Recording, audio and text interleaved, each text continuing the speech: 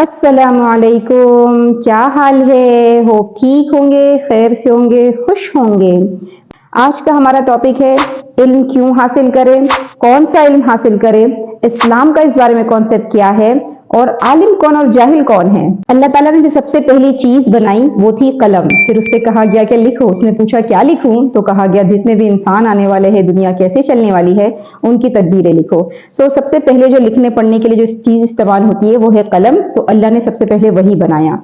फिर मखलूक और इंसान के दरमियान जो ताल्लुक बना वही के जरिए, और जो पहला ऑर्डर या पहला कलाम जो बंदे और रब का जुड़ा वो था इकरा, यानी पढ़ो। यानी बनाई पहले कलम गई और ऑर्डर दिया जा रहा है पढ़ने का। तो समझ में ये आ रहा है कि अल्लाह चाह रहे हैं कि बंदा लिखे और पढ़े। क्या लिखने पढ़ने के बाद कुछ हासिल होने वाला है? हाँ, तो बताया गया कि जब फरिश्ते और इंसानों के दरमियान मुकाबला हुआ, कंपटीशन हुआ, तो उसमें इल्म की बेस पर हजरत आदम जीत गए। अच्छा, जीतने के बाद कुछ मिला क्या? हाँ मिला ना, क्यों नहीं मिला। हम सबको पता है कि वो सुजूद मलाइका ठहरे, यानी फरिश्तों ने हजरत आदम को सजदा किया। वो बेस जो बनी वो था इल्म। यानी अल्लाह चाहते हैं कि उम्मत पढ़े लिखे, इल्म हासिल करे, और इतना इल्म हासिल करे कि कंपीट करके जीत जाए। अब सवाल ये होता है कि कौन सा इल्म हासिल करे, दीन वाला या दुनिया वाला, मदरसे वाला या कॉलेज वाला, कुरान वाला या डॉक्टर वाला, हदीस वाला या इंजीनियर वाला।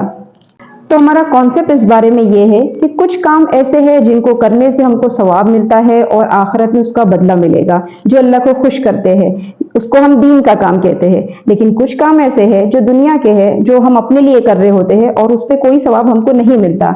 ये हमारा कॉन्सेप्ट है कि हम नमाज पढ़ रहे हैं तो हमको लगता है हम इबादत कर रहे हैं और हमको सवाब मिल रहा है।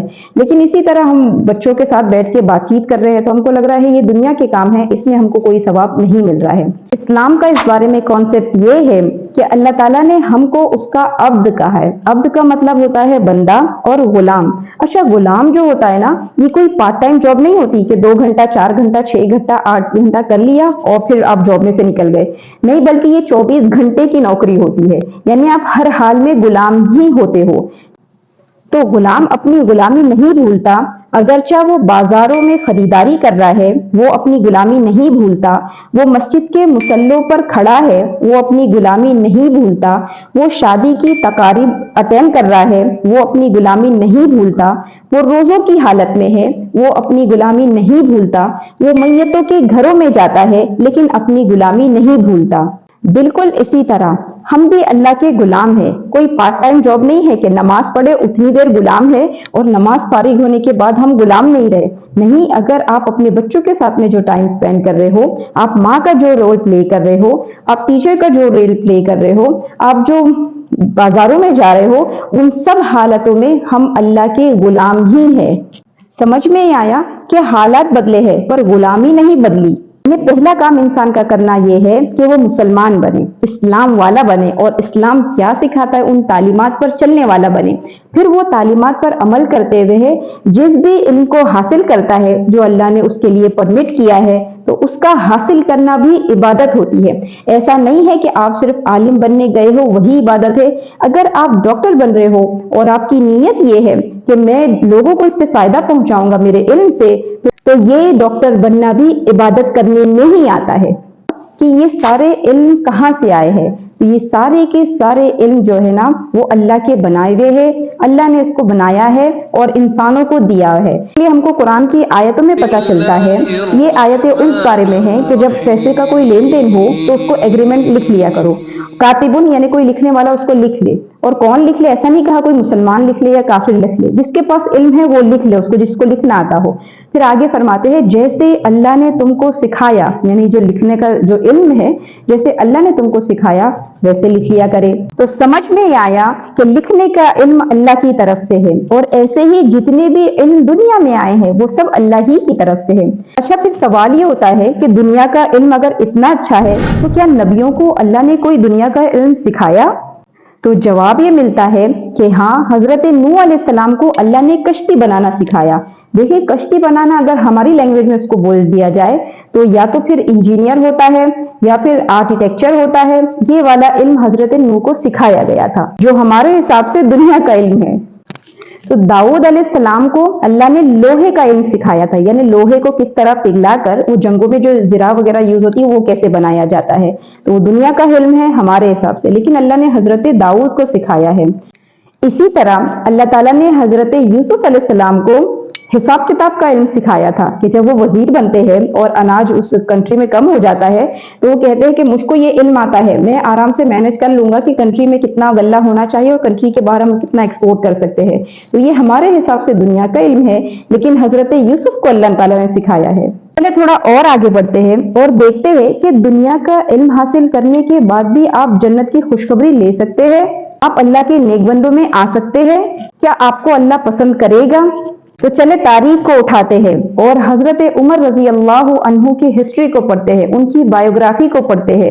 حضرت عمر وہ انسان ہیں جن کے پاس دنیا کا اچھا خاصا علم تھا کہ انہوں نے اپنے علم کی بیس پر دیوان بنائے ہیں، دیوان یعنی آپ ابھی جتنے بھی شعبے گورنمنٹ کے دیکھ رہے ہو نا، اس کا کانسیپٹ حضرت عمر کا تھا، ٹیکسز کا لینا دینا، جیلوں کے سسٹم وغیرہ، تو یہ حضرت عمر کے پاس دنیا کا علم تھا اور آج دنیا اس سے فائدہ اٹھا رہی ہے۔ چلے پھر دیکھتے ہیں کہ بزنس کے بارے میں کوئی صحابہ کا علم تھا؟ ہاں آتا ہے، عبد الرحمن ابن عوف بہت ہی مالدار صحابی ہے۔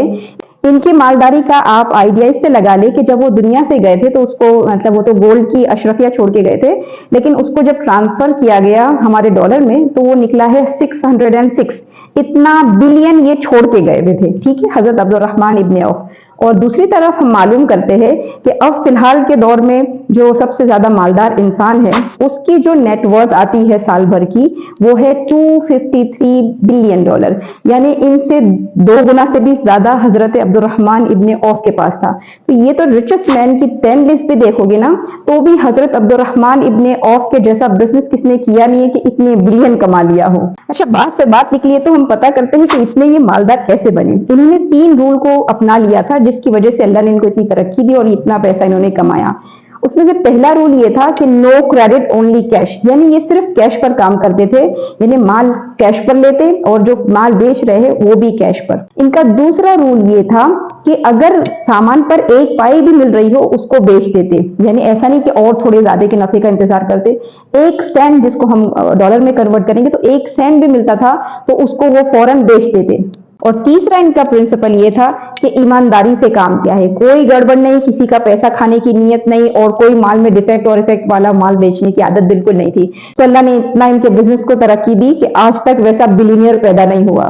چلے پھر حضرت خالد ابن ولید کے بارے میں سنتے ہیں کہ وہ ایسے انسان تھے جن کو آرمی کا علم تھا۔ یہ سب وہ علم ہے جس کو ہم دنیا کا سمجھ رہے ہیں، یعنی ان کو آرمی کی پوری برابر مینج کرنے آتا تھا کہ کون سی جگہ پر کون کھڑا رہے گا، کتنے لوگ اس طرف جائیں گے، جس کو ہم کہتے ہیں ملٹری کا علم جو بولتے ہیں۔ تو خالد ابن ولید اس میں کافی ایکسپرٹ تھے اور مسلمانوں کو ان کی وجہ سے بہت زیادہ فائدہ ہوا، یعنی ان کے علم کی بیس پر مسلمانوں نے کافی ساری جنگیں جیتی ہے۔ چلیے تھوڑا اور آگے جاتے ہیں اور دیکھتے ہیں کہ حضرت زید ابن ثابت بہت اچھا لکھتے تھے، ان کی رائٹنگ اچھی تھی، ان کو لکھنا آتا تھا، تو یہ قرآن جو جب نازل ہوتا تو ان کو نبی بلاتے اور ان سے لکھوایا کرتے۔ بتانا میں یہ چاہ رہی ہوں یہ سارے علم وہ ہے جن کو ہم دنیا کا سمجھتے ہیں، لیکن انہی دنیا کے علم کی وجہ سے امت کو فائدہ ہوا ہے، یہ اللہ کی نظر میں اتنے محبوب بنے کہ حضرت عمر امیر المؤمنین کہلائے، عبد الرحمن ابن عوف عشرہ مبشرہ میں سے آئے، خالد ابن ولید سیف اللہ کہلائے، حضرت زید ابن ثابت کاتب وحی کہلائے۔ تو ان کے پاس بھی دنیا کا علم تھا لیکن انہوں نے اپنے مسلمان بننے کو پیچھے نہیں ہٹایا، یعنی ایسا نہیں کہ میں بزنس مین بن گیا ہوں تو میں مسلمان بعد میں ہوں، نہیں، میں پہلے ہر حال میں مسلمان ہوں، مجھ پر ہر حال میں اللہ کے آرڈر فرض ہوئے ہیں، اس کے بعد میں بزنس کروں گا، اس کے بعد میں لکھوں گا، اس کے بعد میں یہ کروں گا۔ تو ہوپ سمجھ میں آ گیا ہوگا کہ دین کا علم حاصل کرنے میں کوئی مسئلہ نہیں، دنیا کا علم حاصل کرنے میں کوئی مسئلہ نہیں، بشرط یہ کہ مسلمان بن کے زندگی گزری ہو۔ اچھا پھر آگے بات کرتے ہیں کہ علم آپ کو کیا دیتا ہے، یعنی آپ ایک عالم اور جاہل میں کیا چیز ہے جو فرق کرتی ہے۔ علم آپ کو کیا دیتا ہے؟ ہمارا جواب یہ ہوگا ڈگری دیتا ہے، لیکن آپ کو بتا دوں ڈگری سے کوئی عالم نہیں بن جاتا۔ میں یہاں پر عالم کا جو ورڈ یوز کر رہی ہوں نا، میں علم کی بیس پر کر رہی ہوں، یعنی جس کے پاس بھی کوئی علم ہے میں اس کے لیے یہاں پر وہ ورڈ یوز کر رہی ہوں، جو پراپر عالم آتے ہیں میں اس کے لیے وہ ورڈ یوز نہیں کر رہی ہوں۔ کوئی بھی علم چاہے وہ ڈاکٹر کا ہو، چاہے انجینئر کا ہو، چاہے دین کا علم ہو، تو علم آپ کو ڈگری تو نہیں دیتا، ہاں 3 سی دیتا ہے۔ اگر آپ کے اندر یہ 3 سی ہے تو ہم عالم ہیں یعنی کہ ہم نالج والے انسان ہیں، ہم کو آتا ہے، لیکن اگر تین میں سے ایک بھی سی نہیں ہے، مطلب پوری دنیا آپ کو ڈگری والا تو مان سکتی ہے لیکن پڑھا لکھا انسان نہیں مان سکتی۔ اس میں سے پہلا سی ہے کانفیڈنٹ کا، یعنی علم آپ کو با اعتماد بناتا ہے، بھروسہ کرنے والا بناتا ہے اپنی ذات پر اور اللہ کی ذات پر، کہ میں یہ کر لوں گا اور میرا رب میرے لیے آسان کر دے گا، یا میرے ساتھ جو بھی ہو رہا ہے میرے رب کی پلاننگ سے ہو رہا ہے۔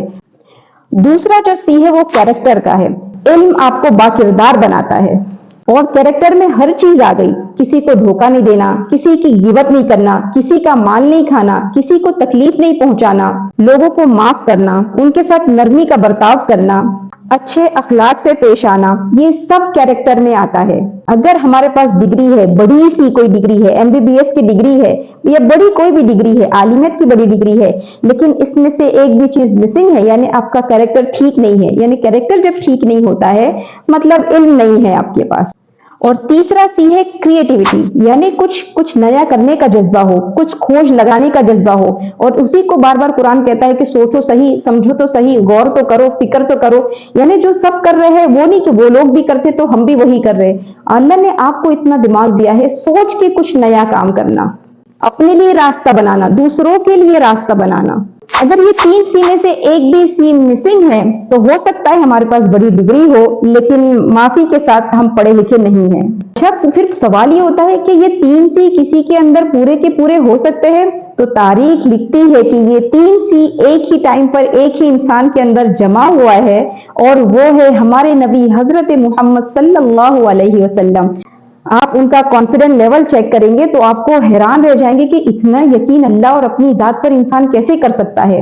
ان کے کیریکٹر کے بارے میں جب معلوم ہوتا ہے تو سمجھ میں نہیں آتا ہے کہ اتنا با اخلاق انسان کس طریقے سے ہو سکتا ہے۔